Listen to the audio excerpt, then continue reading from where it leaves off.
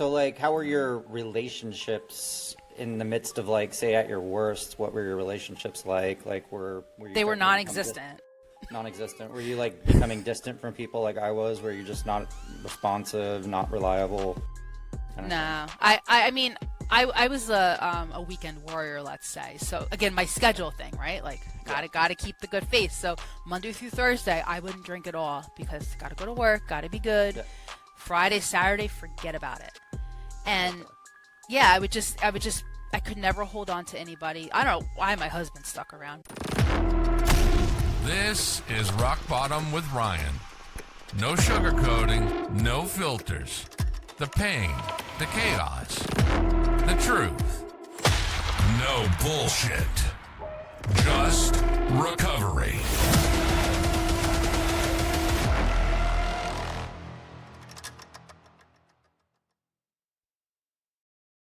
Hey everyone, I just want to say that this episode is brought to you by Sober Strong Apparel, our proud sponsor. It is not just lifestyle wear, it's battle gear. Heavyweight tees, hoodies, and gear for the ones who draw a hard line. Clean, sober, no compromise. We rep sobriety like a badge of honor, and every piece you throw on says you're a part of the crew that doesn't back down. And every order fuels 10% to treatment facilities, which I think is amazing because a lot of us who are in recovery and a lot of us who are sober now went to treatment facilities, including myself. So I just love that 10% goes to that cause. And the clothing is incredible. Incredibly thick, packaged well, incredible material. I mean, it's like the softest clothes I've ever seen. And so not only does it look good, feel good, but it's for a good cause. And I really respect and appreciate what this company represents. And, you know, it doesn't have to be just for people who are in recovery to rock the brand. I think anybody who supports the sobriety lifestyle, the recovery community, who has loved ones in recovery, I think it's really important to support the brand, you know? And at checkout on soberstrongapparel.com, enter Rock Bottom, all capital, Rock Bottom, at checkout for an additional 10% off. I love this brand, love to rep it every day. It's comfortable, feels good to wear it, looks good. I mean, it's amazing. So I just love what this company represents. And thank you so much for watching this episode. Have an amazing day and a happy holiday. Hey, I'm here with Tanya. Welcome to the Rock Bottom with Ryan show. Would you like to just give us a little introduction about yourself, where you're from, and a little bit about yourself? Yeah, I'm from New Jersey. I'm born and raised, never left. Not prepared, obviously, so I need to think. I just celebrated 12 years of sobriety in August, so that's really exciting. And yeah, I'm really excited to be on here. I mean, I love talking about recovery and sobriety and all that kind of stuff. So I really thought your show would be pretty cool to be on. Awesome. I'm excited to have you on and hear a little bit more about your story in detail. What was your drink or drug of choice? Alcohol. Okay. Yep. I was too scared to do drugs because I knew my addictive personality was already there. And I knew if I didn't, I'm in my 40s, so there wasn't like a lot of the stuff around that we have now. But even back then, I knew if I picked up anything, I would be dead. I just knew it. So I was too scared. Okay. So do you mind this show being called Rock Bottom with Ryan? I kind of like my first interview, one-on-one interviews with people, to kind of go into a little bit about what led to you wanting to quit in the first place. So maybe start with kind of like where it started, maybe going back to the early days of where it started and how it progressed into a problem, and maybe some things along the way that may have made you drink in excess and to the point where, I need to stop. Yeah, so it kind of goes back really far. So we're going to start till when I was 4 months old. So, yeah. So there's a photo of my father holding me as a 4-month-old baby, and he's holding up a bottle, and there's a little bit of beer in the bottle. And I was told that I drank it. So I always say I don't recall my first drink because I don't, but I do remember whenever there was like a holiday, you had those little sherry glasses, and they would all the adults would have the wine glasses, and they put a little sherry glass in front of me, and I'm like, ooh, and they'd put a little wine in there. So I'm like 3 or 4 years old, and I'm excited about the wine at like Christmas and Thanksgiving, Yeah. So something's not right. Okay.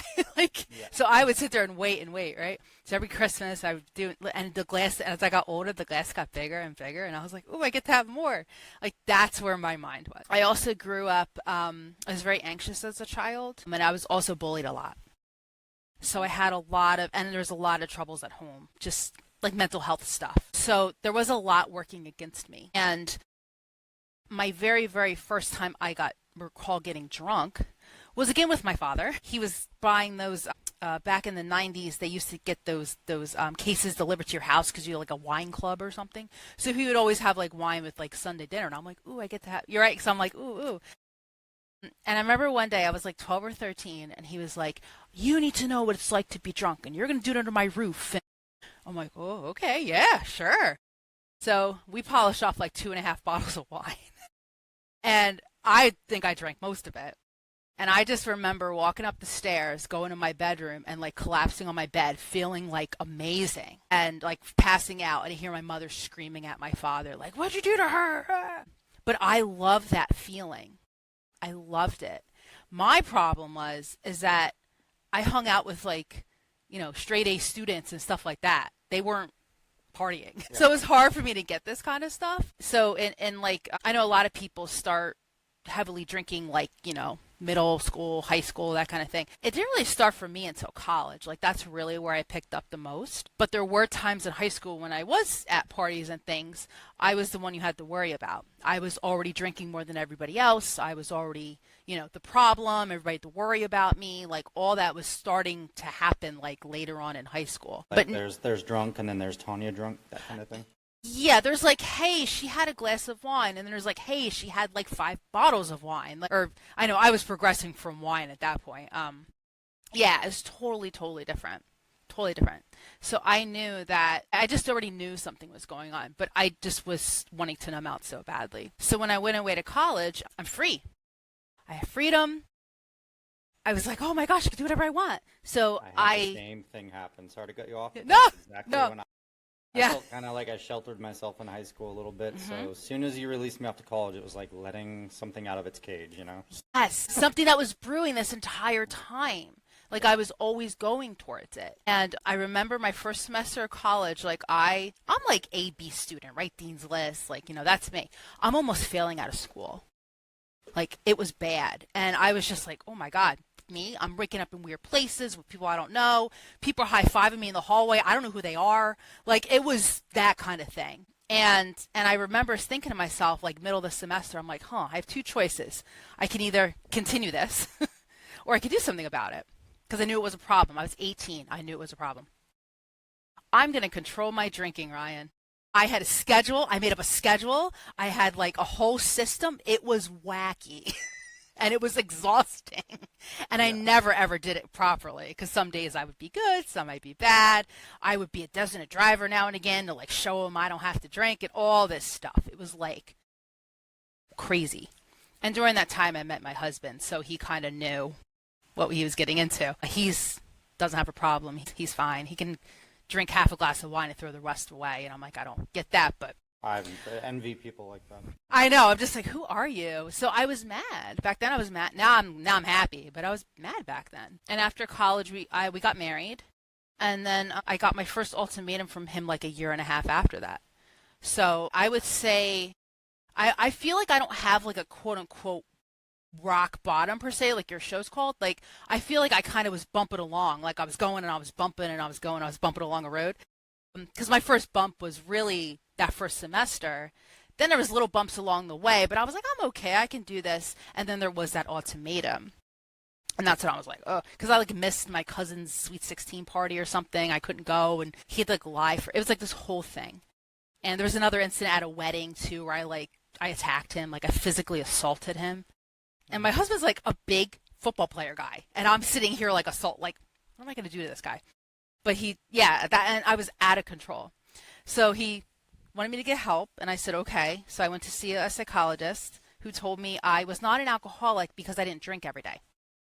So here I am, 2 cars in a garage, house, husband, job, all that stuff, right? I had all this stuff, but there was like nothing. It was all nothing in here. And then fast forward to So That you was were very functioning. You 2007. put on a really good mask. My God. I don't know about you. Like when people say, are you okay? Or how are you? I say, oh, I'm fine. And Yeah. I don't really mean that. Like that's not really what I mean, right? So, and I was very good at like everything on the outside had to look good because you can't know what's in here because you would not want to talk to me. But nobody wanted to talk to me anyway. I wasn't even alcoholic. Like I was like, oh my God, I am drinking nonstop throughout the day, every day sometimes, even at work. And but somehow I was still maintaining this, okay, well, he's got a nice place, a nice car, and like a girlfriend here and there. It's like, okay, Yeah. no, it's not perfect at all. I'm about to explode. Yeah, so fast forward to like 2013, that's when I had I like to tell my New Jersey story because some people may understand some of these things. So my last drunk was in Seaside Heights, and that's where the Jersey Shore show was taped, and I was at the same bar that Snooki used to drink at. I saw her bar stool that night, I remember that. So it's interesting how that happened. So I remember leaving, and then I all of a sudden woke up in a hospital, and I don't know what happened, and that was my... That to me, that was the bottom where I was like, okay, now I'm having consequences, and I'm like missing work, and I'm like, now I'm having hospital bills. Like I never had hospital bills from drinking too much before. And when I got there, they said my blood alcohol was a .330, and yeah, that's the face the doctor gave me, and I was like, was that bad? She's like, yes. I'm like, I had no idea. So, yeah, so I would say like high functioning is a good term. And it was interesting when that was happening. The people I was with at the time, the new friend group, like, I couldn't keep anybody. They were just like, what is going on with you? Like, we had no idea this was a thing. I was like, well, I'm good at hiding stuff. So, yeah, that's what brought me into the rooms of AA. So was that would you consider kind of your rock bottom moment? Do you think there were like specific traumas that you had gone through like as a kid or like anything that you think you were trying to numb when you were drinking? Yeah, I'll talk about 12 steps. So like when I did my first fourth step, my mother was number 1 on the resentment list. She was first. And then my abusive ex-boyfriend was number 2. But in between those 2 times, there was all the people that bullied me in my life. I was a very, very, I still am. We are, us alcoholics, we're very sensitive people. And I was a very sensitive child. And anything you said to me, I stuffed it in and I took everything on. And I was like, and I was whatever you wanted me to be because I didn't know who I was and all that. So there's a lot of like layers to that I've unpacked. Thank God I have. But I really think it really for me comes down to I didn't in my world when I was growing up because I'd come home and get screamed at. I'd go to school and get yelled at and all kinds of stuff. I go here, I go there. It's like everybody was against me and nobody was like in my corner.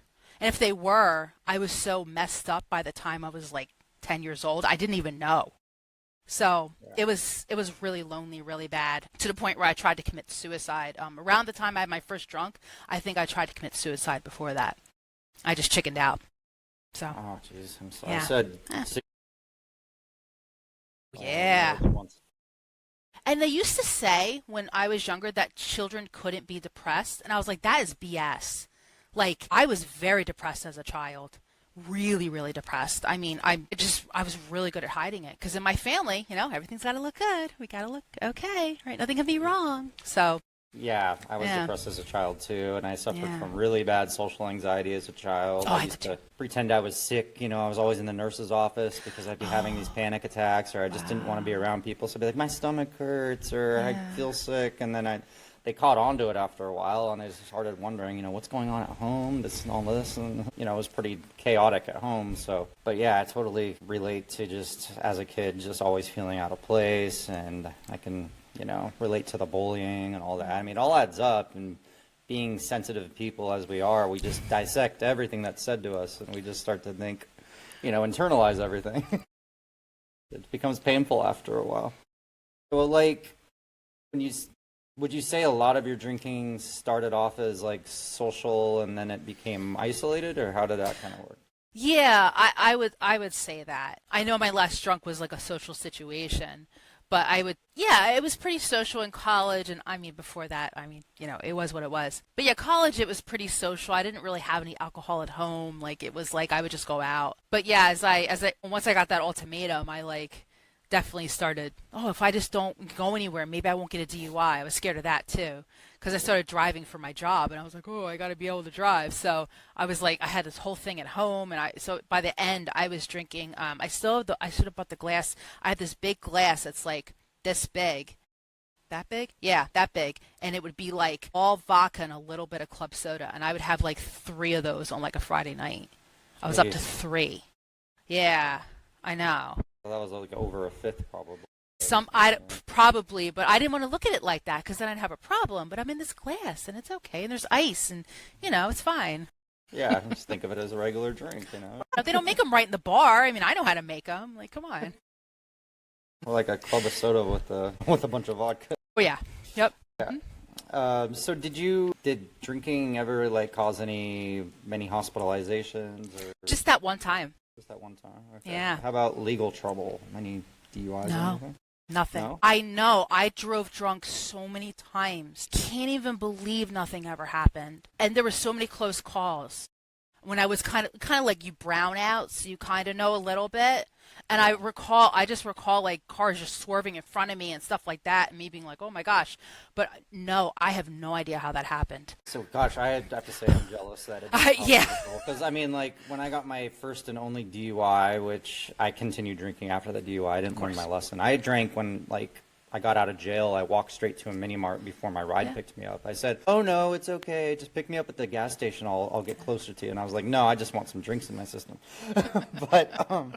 But, yeah, like, when I got my first DUI, or my only DUI, I like immediately, the first thought that went to my head, and apparently I was wasted out of my mind, but I was still comprehending things. I just thought, you know what? I don't care. I'm about to get arrested, and I should have about 1,000 of these right now. And, all the times I casually would drink and drive and sip, and I would drink on the way to and from work sometimes. I just like, So I'm like, I should have 1 million of these, and I just am so envious of people that just didn't end up with anything. Knock on wood, obviously, it's not going to happen now that you're sober, but it's one of those things where it's like, Jesus, I've met people with 6 or 7 of them, or arrests that happen because of it.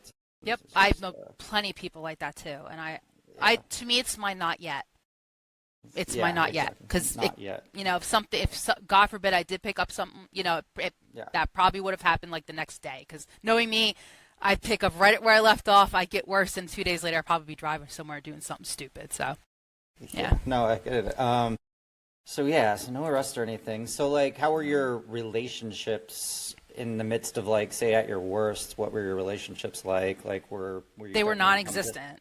Non-existent. Were you like becoming distant from people like I was? Were you just not responsive, not reliable? No, I mean, I was a weekend warrior, let's say. So again, my schedule thing, right? Like, gotta keep the good faith. So Monday through Thursday, I wouldn't drink at all because gotta go to work, gotta be good. Yeah. Friday, Saturday, forget about it. And I would just. I could never hold on to anybody. I don't know why my husband stuck around. We just celebrated 20 years of marriage. So thank you. People believe in that whole concept of marriage, and they just stick around. Yeah, and I don't have 20 years of sobriety, right? So he was dealing with a lot of stuff. So, but that was really the only relationship I could sort of maintain-ish, maybe. I mean, that day, my last drunk, like, he was calling a divorce lawyer. He was looking for places to move. He wanted to leave me in the hospital. He didn't want anything to do with me. So he was almost done. I don't know what happened that he was like, okay, I'll try again. Like, times can you say, like, I'm sorry, or I'm not going to do it again, or I'll just have one, or I mean, after I assaulted him, I'm surprised he didn't press charges on me. Like, he should have. He absolutely should have. Yeah. Like, because I was, like, in a brownout, I kind of recall some of it, and I would have pressed charges on me. Like, that's it. That was my next question. Like, what were some things that maybe if he had to go back and describe some of the things that you were doing and what you're doing, what would he say about you in that period? I like to use the part of the big book where they talk about Dr. Jekyll, Mr. Hyde. Like, if we'll put the Mrs. in. Like, I was like a totally different person. I was unrecognizable to him. And the mood swings, the personality changes. I mean, there is still outside this door in this room I'm in, there's still a piece of the drywall that's off the wall, like on the corner, because I slammed the door so hard when we were arguing. I thrown a glass at him. I would get violent. I was violent. I'll just say I was violent. And there's just still reminders in this place about it. And I don't want to fix it. He's like, why don't we fix that? I go, no, I don't want to fix that. I want to see that every day because that's what I used to do to you. It's horrible. Like, I'm not a violent person at all. But when I drink, I'm angry and violent, and you don't know what I'm going to say. So no, who wants to be around that? Yeah. Nobody. Exactly. So did you think you had anger problems before you started drinking and this just kind of escalated them? So my anger was like, I would get angry at you, right? And then I would keep it in. I wouldn't say anything. And then like 6 months later, I blow up at you, and you'd have no idea why. Just brush it under the rug, only to lift up that rug 6 months later. And you're like, what? I don't even know what you're talking about. Yeah. Who wants to be around that? That's crazy. It's crazy. Yeah. What would your friends, if they had to kind of describe what you were like, going out and about with them and stuff, like when you were still going out and being social, what would they describe you as? I would say unpredictable. Okay. Like they had to babysit you? Yeah. And then sometimes, I mean, they just left me because they couldn't deal with me anymore because I would get so belligerent. I mean, my last drunk story, going back to that, like when I woke up in the hospital, I was strapped down to the bed. Like, I guess I was, again, being violent. And apparently they had to cut my clothes off because I was being so belligerent. Like, it was, and that is not me. I'm not a fighter, like, at all. Yeah. But that's what it brought out. Because I think, and I've done a lot of work now, I think that a lot of that anger was just all that stuff from way back when, all the way to the point when I put the drink down. There was, 29 years, I was 29 when I got sober. So 29 years of that, I think I didn't know what to do with it. I had no healthy outlet, so I just wanted to just not feel it. And then it would just come out in outbursts while you were browned out, blacked out, kind of just at your worst, and then it would just explode. I totally understand. I mean, I think I had some anger issues too, but I always made sure nobody saw it somehow. Like, I would go to my car and just flip the heck out, And I was always really good at that, so whenever people would see me, they would just be like, you're the most calm person ever. I'm like, well, probably because I'm drunk all the time and I'm really good at hiding it. I don't know how you did all that. I know. I mean, even to this day, it's kind of sad. Even sober, it'll be a year and like 12 days or something. I know, I'm excited. Oh, congrats. I know, big deal. But I still, to this day, it's like I don't really show it on my face. But then I still have my moments, by myself. But but it's a lot more in control now that I'm not drinking. So I don't ball it up as much. I'll actually communicate it to people. Hey, here's what's going on in my life. Yeah, right. Wait, healthy ways. Oh my gosh, who knew? I didn't realize I could actually be healthy. I know.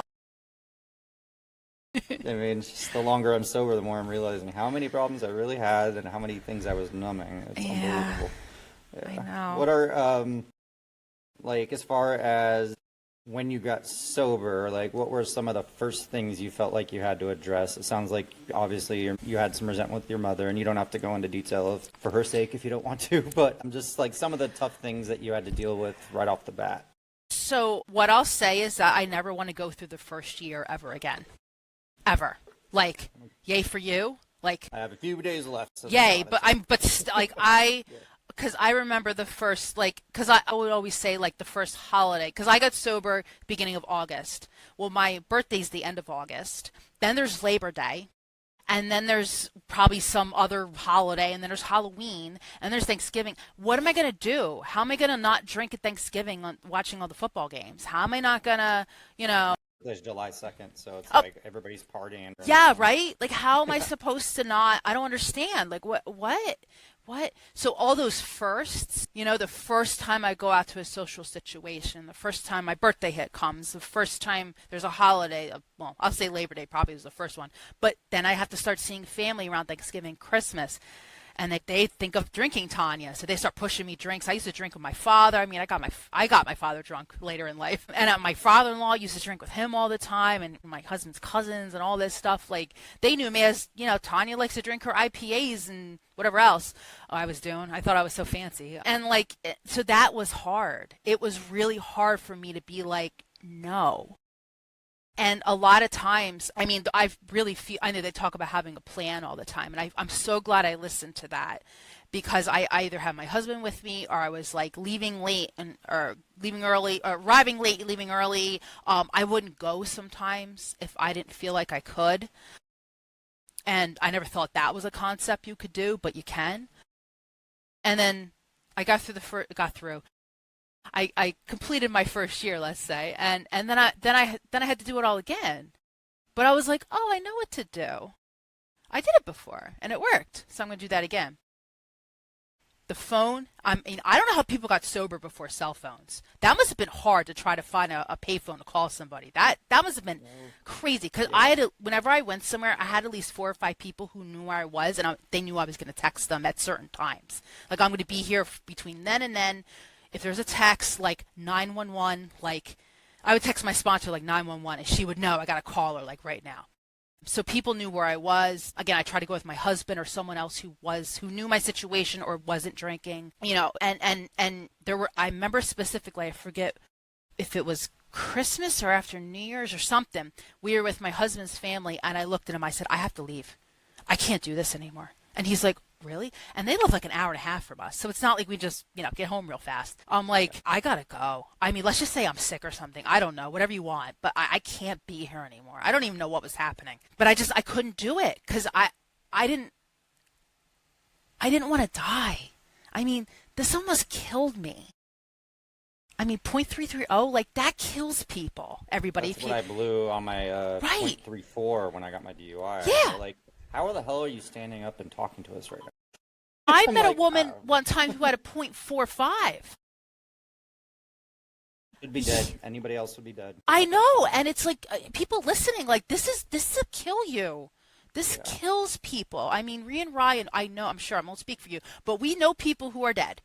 We know people, and it's like, so I was suicide, alcohol poisoning. I was so desperate to live. I would do whatever I had to do to keep my sobriety that first year, and that meant I pissed people off, and I had to leave, and whatever. Fine. I don't know. I don't know where that came from. I still to this day have no idea. I just was so desperate, so desperate.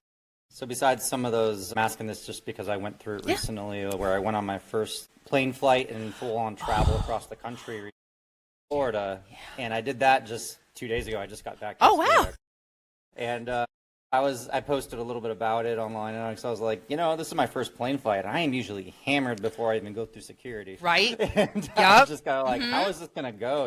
Like, not only traveling, being on an airplane without ordering a drink, going to the airport bar, going to the hotel, and having my alone time, all this freedom and solitude where nobody would know a freaking thing if I drank. So what were, like, some of those first, like, for you? So I'm trying to think. Actually, because there's a work conference that I would normally attend. It used to be always was the end of August. No, I wasn't going to that yet. So it wouldn't have been a work conference. I had to travel to something. I was on a plane for something. I don't know what it was. I don't know, probably something I was doing. I don't remember. It doesn't matter. But I was on a plane, and I remember I was in Atlantic City Airport, and I remember walking by this bar I used to always drink at when I was there. And I was like, oh, so I got got the phone, and I was like, and they're like, it's okay, just go get some water. Like, I'm like, I have water, I have a water bottle, this, you can drink, okay. And then they're like, and then just go get something to eat. I'm like, oh yeah, I'm hungry, yes, and I can get something to eat at a place that is not a bar. Okay, I can do that, all right. And they're like, you can take a nap on the plane. I'm like, yes, I could. It's like a 2-3 hour flight, definitely, yeah. So I was, again, the plan. And I'm a planner. That's like my whole life is like I'm planning stuff, because that's just what I do. So when I get in recovery and people tell me I have to have a plan, I'm like, oh, I know how to do that. So, but the difference is, for some reason, I was just listening, and I wasn't doing what I wanted to do. It was like, oh yeah, they're like, do this, do that. I'm like, oh, yeah, that makes sense. Okay, you have more time than me. You obviously must know something. So, okay, have a book to read. Have stuff to keep yourself busy. Like go to the coffee shop instead of the bar. Hey, go to the Starbucks, right? Go to the, have something, like, make sure you have a book or a crossword puzzle or something or your phone game or something to keep yourself, like, occupied. And I actually really like that they've now limited how many drinks they give people on a plane. I know it's not going to stop us, but, like, at least I don't have to deal with us on a plane. In a small I had this space. creative thing where I'd fill up 5-hour energy drink bottles with liquor. I'd bring them onto the plane with me, and they'd give me like a single or two, and I would just keep pouring them in there. Man, I had all these little elaborate plans. I wasn't that bold. I just wasn't that bold. Shame. Oh my gosh. I was too scared of people to know what was really going on with me.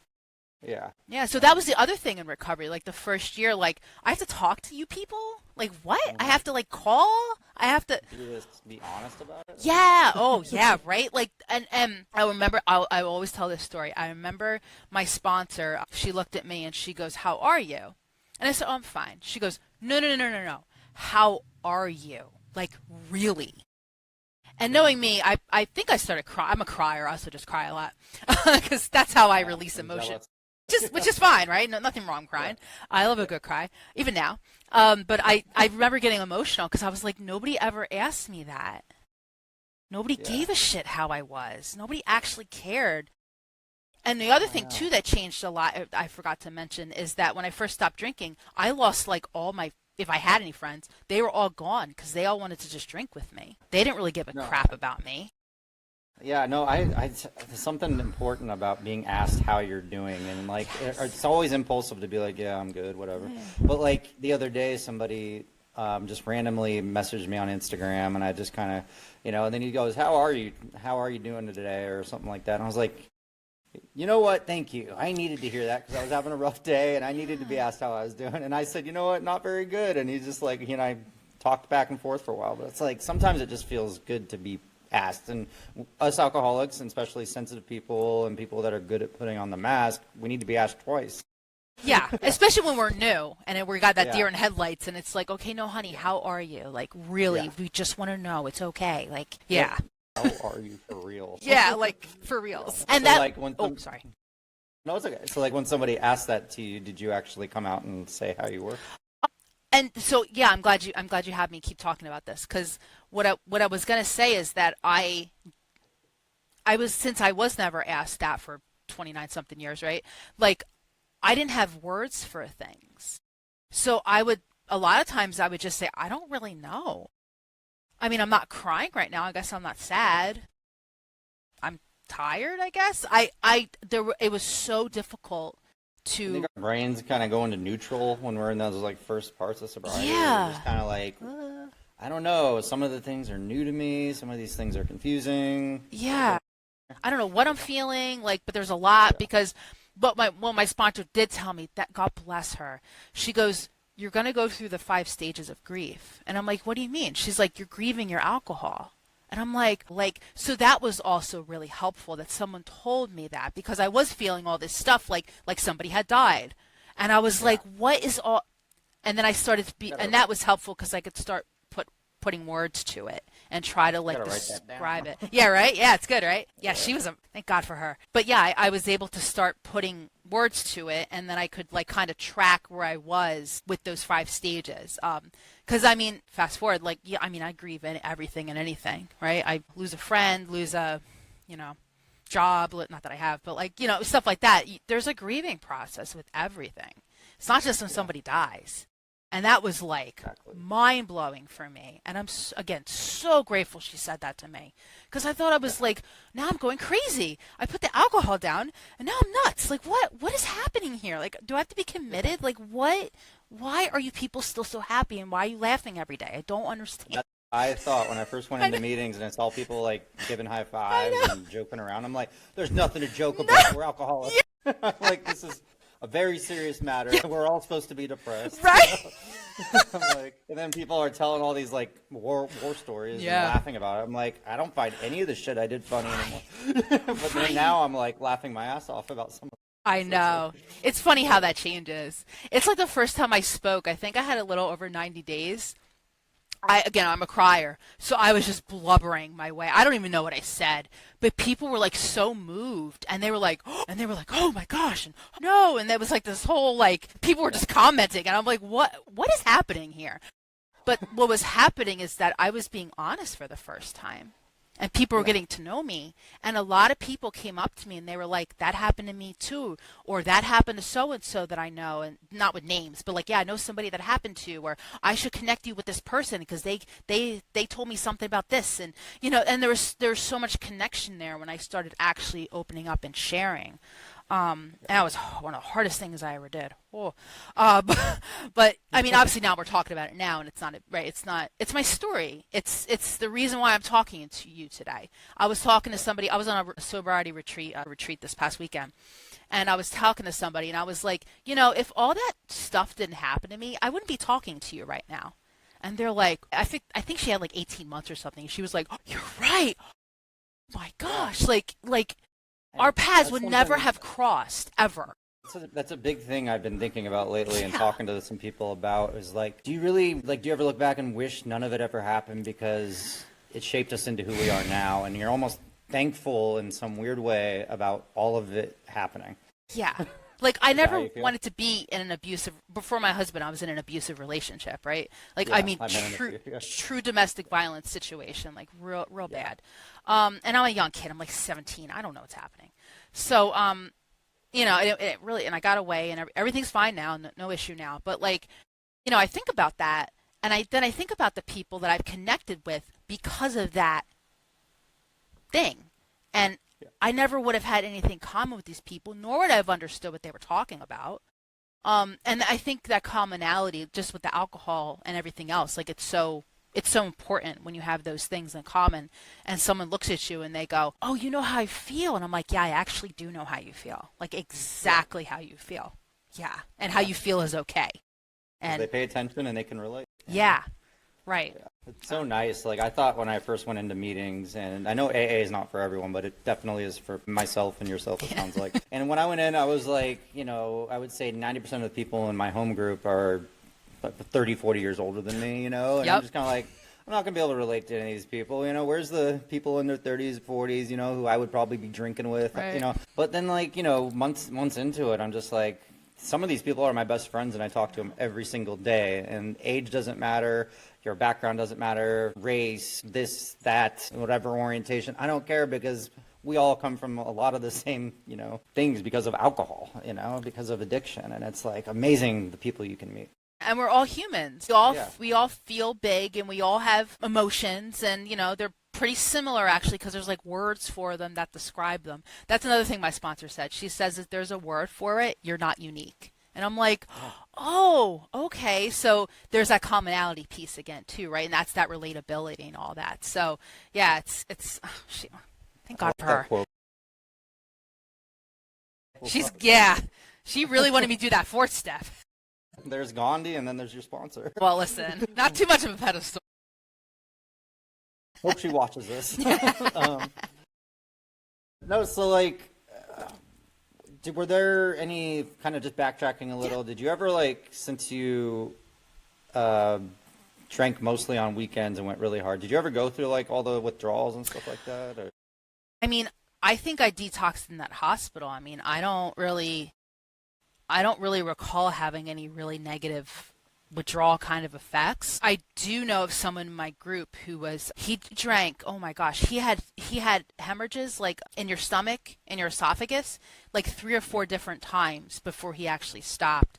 He would shake so much when he didn't drink that he would put the alcohol in like one of those mixing bowls, and he would drink with a straw so he could hold it and like, his hand. I had to do that. Yeah. I had to pour, oh my gosh, this is embarrassing to admit. This will be the first time ever admitting this, but I had to like make sure that my alcohol couldn't be in a bottle, because there was a time where I was shaking so bad that I would like chip my front teeth. I think you Yeah, so I would have to have it like in bagged wine after a while, so I could just hold it up, somehow get my mouth around the nozzle, and then pour it into my mouth as fast as I can, chug as fast as I can until the shakes went away. And every time, my withdrawals got so bad that not even alcohol would get rid of them, that's when I would always be hospitalized. So I was hospitalized, at least over 10 times because of it. But yeah, it's in putting my contacts in, trying to aim when going to the bathroom, like everything was hell. I couldn't text people until I got drunk. Wow. Yeah, I used to put my phone away because I was so scared. And it's funny, like with all this social media and stuff. Like I'm an old lady now, right? Like 20 something years ago, I didn't even have Facebook back when I was in college. And I used to have a rule whenever I was in a party. I was like, no cameras. No photos of me, no cameras around me. Put the phones in the bowl. Like no. We're nothing. So there were hardly any photos of me like that, which is good, but also like, of course you have a problem. You don't want anybody to like see what's going on. I've got friends sending me pictures all the time, like I just welcome it because I'm like, what was it like, and I see these pictures of me with my eyes just gone. I'm probably on drugs too, and it's just like, oh gosh, it's hard to look at, but it's great reminders of where I never want to be again. Yeah. See, I don't have those reminders, so I'm kind of jealous in that way. Yeah. Yes and no, because I can't imagine there being some drunk video of me on TikTok now or something. That would be like insane. Were there any, like, when you look back, like, is there any moments in your sobriety where you're like, this was like one of my weakest moments where I almost considered drinking? Was there ever a moment? Wow. Yes. Not like in the first few weeks or whatever. No, sobriety, but I definitely have that. Yes, I've hit Can you describe that? emotional bottoms in sobriety for sure. And there was one time in particular, I'll never forget because it was very pivotal in my recovery. I had a little over 9 years, and it was the fall, and I had this really bad boss, and she was just, there's narcissists who like just all of a sudden they like you, and then when they don't, you know it.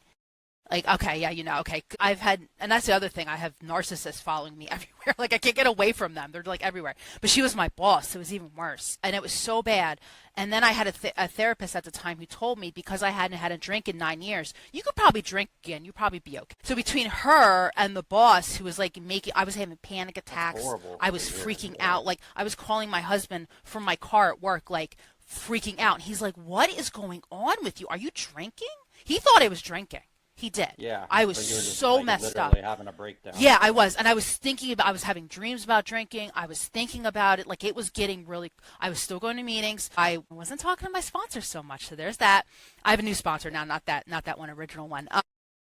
So there's that. Yeah, right? No, she moved away, so it was okay. Oh, no. Yeah. I've been with my one now for like over a decade, so it's awesome. Like, I was really close to that, and thank God again, my planning, right? Got to have a plan, right? Thank God, save me. I said, I'm praying. I'm like, what do I got to do?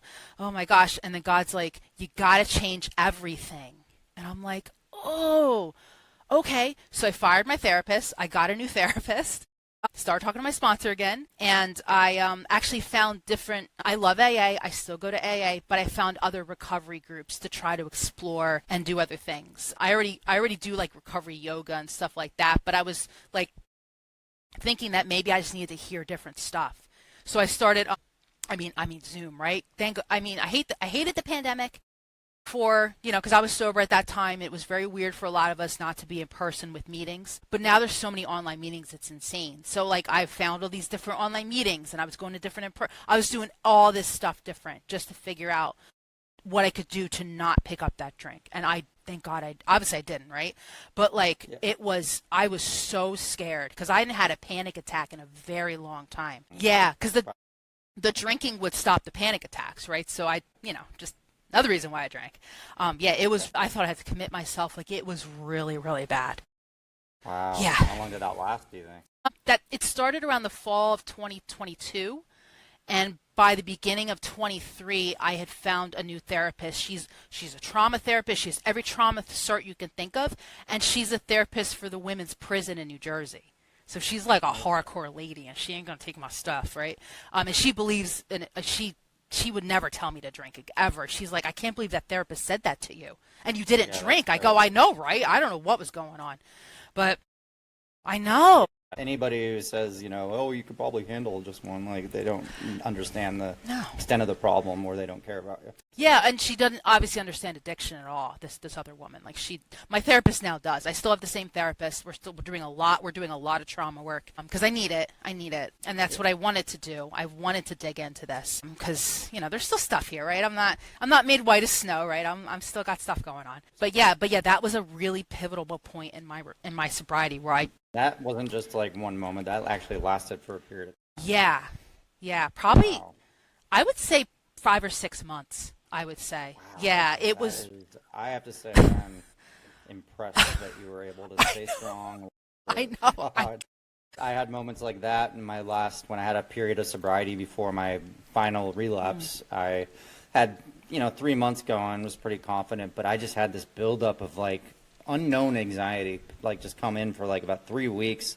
I gave in and just fell into the worst relapse of my entire life. And I wish, obviously, I didn't. It's too late now, but I think maybe I needed that to happen just to really, decide to go to rehab finally, and haven't had a drink since. But it's just, to have that willpower and to find all the resources and to change everything that you did. I mean, whenever I hear that, in AA where you have to change everything, it is so true. Yeah. It is so true. I know. You can't just put down a bottle and pick up the AA book. It's way more than that. Yeah. Yes. Yeah. I mean, that's a start, but yeah, way more. So that what you were saying about the work you're doing now, that leads me to some of my final questions. Like, what kind of work are you doing now in your sobriety? Like, what's your life like now? What's your 24-hour period look like to you? What are you addressing? What's changed? What's improved? Besides everything. Yeah, right. Everything. Yeah. So also, I should say that I have a lot of different spiritual practices that I do. Spirituality is very important. My higher power is currently the universe because it's bigger than me, and I don't know where it ends. Did you have a spiritual experience? Think so. My first one, when I was in that hospital, I call it my white light, my fluorescent white light experience, because I remember thinking like, something brought me back and I can't do this anymore. And then I was like, that's a stupid thought. Why would I say that? But with this last thing that happened, it was I probably was getting away from higher power too. I don't know. So I was trying to do things to reconnect with that again. Like my meditation practice got better. My yoga practice got better. Like all these things, maybe I was still doing them, but I don't think I was really like keyed in on them so much. Like I was just kind of going through the motions. So I kind of was reinvigorating that too. And which is interesting because, I'm a meditation teacher. So I should be doing the meditation, right? Like I should kind of know how to do that. So yeah, so I got really back into all that kind of stuff. The business I have, the recovery business I have, I'd started that in January of 2020. You know what happened there. Feel free to describe it. Yep, absolutely. Yep. So I started that in January of 2020, and then then the pandemic happened. So that kind of pushed it back a bit. But since 2021, I've been going pretty strong with that. I started just teaching meditation, like I'm a meditation teacher, and then I got really big into energy healing because I also had like a chronic pain condition that happened, and I sought things outside of the medical community because they weren't helping me, and they also wanted to push drugs, and I was like, no, not doing that. So I was trying to find like alternate ways of healing, and I did. And energy work is really big for me, along with the coaching piece that I do. I always tell people like, I want to help you thrive in your sobriety like quicker than I did. I don't want you to have some emotional breakdown at year 9 because you didn't have a person like me helping you. Like I feel like if I had a me and all the other stuff I had, maybe I would have had better tools, and maybe I wouldn't have gotten to that point. And what I want to say too is there was also a victory in that. That boss ended up moving away, and now I took her job. So my day job is now what her job was. So, and she's gone. So, because, I wasn't like that. I was an honest, decent, we're honest, decent, hard working. We will work, do the right thing. Like she was just being shady and doing all kinds of weird stuff and being secretive. And, that doesn't work in a team environment, so, and I did learn a lot from her. And that's the other thing too. When these bad things happen to us, I try to take them as learning opportunities and say, hey, like, what can I learn? I don't want to be like that, like this. I had this list of stuff she did, and I don't want to do that. I don't want to be like that. How can I not do this? That kind of stuff. I don't want to live my life. She was a miserable person. She wasn't a drunk, but she was miserable. And I don't want to make people miserable. I want people to be in my presence and be like, everything's great and wonderful. Which which it is. The environment's really good there now, and that's also what I bring to my my practice, the peace we crave. Like, I want people to feel like everything's okay, we're good, Tanya's here, everything's fine, I can do what I got to do and work on whatever it is I'm working on. And it's funny, so I used to do a lot of like YPOS stuff in AA, and they used to talk about that it's the fellowship we crave. And I was like, no, I crave peace. Like, I don't, that's where the name came from, because I was just like, I don't want just people. Like, people are great, but I want real peace in my life. I want to be able to sit here and say, I'm okay being me. And I can say that today, like, I'm okay being, for the person who used to drink and be afraid to be alone because the thoughts and the, you know, all that, like, I couldn't, I would freak out if I was alone.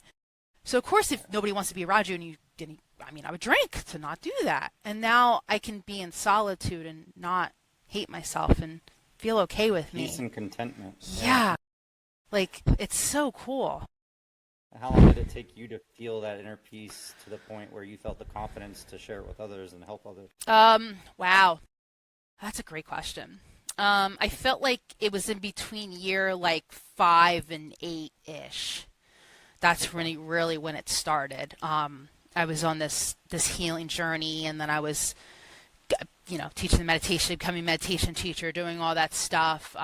The yoga community I'm in, there's also stuff I do with that, and it was just all around that 2016 to 2018, 19 kind of time frame, right before the pandemic. I didn't know that was coming. Luckily, I was in a good spot when it did.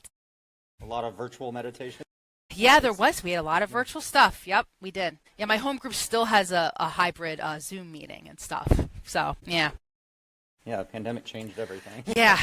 It really Staying did. sober during the pandemic apparently was difficult. Yeah, we lost a lot of people. Yeah, it's so sad. Yeah. It's tough. Okay, so the peace we crave is what it's called. Yep. So what's, can you give me kind of a step-by-step if somebody was going to seek your services, kind of what you'd go over with them and how you go about it?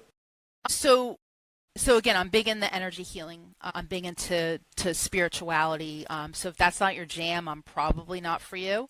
I also want to go deep. Like, I want to get in there and really, really figure out like what's this, if there's one thing you could change, like what would it be? Or if there's one, you know, if you could think of an ideal version of you, like what would you want it to be? Okay, how can we get you there? So I'm all about doing the work and getting in there. And I love people who do 12-step because we've already kind of done that. But this is like another level of that. This is really where you get people we're sober, going to meetings, we did our steps, we're helping people, that's great. But like getting to that thriving piece is really, to me, where the actual work is, and the emotional sobriety. Because really, once you put the drink down, I just want emotional sobriety is really what I want. But how do I get there? So. Do you primarily work with people that are in recovery? Yes. Yeah. And then is there usually, does it vary per person, the timeline of when they start and kind of where they reach their goal? Yeah, it's very individual, and I mean, nobody's recovery is the same. Like, the reason why me and you went into the rooms is totally different because we're totally different people. So our recovery isn't going to look the same. So my getting to my thriving point isn't going to look the same either. So it's very individual for like what you're looking for and what you need. Would you say this is one of your most like loved things that's come out of your sobriety, as far as like what you're doing? Like, I was on a call with my client the other day, and she had this huge epiphany, and I was in my glory. Like, I love helping people get to that point. Like, I think it was like last week she said it, and I'm still like so happy about it, and it like just lights me up so much, because I remember even in the rooms, like, seeing people's eyes brighten and see the fog start to lift, and it's like, oh, I'm so happy. Like, I just am like so excited when people find this stuff, and they really just try, because we don't really ever get it, but we're just trying to do the next right thing and just trying to do whatever the work may be, and just trying to get another 24 hours. Like, that's really all we're trying to do, but that's not always easy for a lot of people. Yeah, no, I completely agree. Yeah. So, yeah, that's amazing. So the peace we crave. So if anybody wants to find you, you're on Instagram. Is that a good way to? I am any social media platform that I'm on. It will say the peace we crave. So I'm everywhere. Just find me. Awesome. Well, I appreciate what you do. What advice would you give to somebody right now who's listening that's either still struggling with addiction or alcoholism or anything, or who is early on in recovery, what advice would you give? I'm gonna say what my one of my women who just celebrated 50 years always says: we don't drink no matter what, even if we want to. So I like that. yeah. I like the one, I think it says it somewhere in the big book, but you drink, you die. Yeah, to drink is to die. That literally, Drink is to die. that phrase also saved my butt. Like There's something the other day, it's just kind of like thinking about like going through the airport and stuff, and I was looking up quotes about it, and I was just kind of like, nothing is a good enough reason to pick up a drink again, you know? because where's it gonna take really me? Isn't. Yeah, I'm gonna be in hell again, and then like within a couple of days, you know? If not sooner. Like I don't want that. I just don't want that.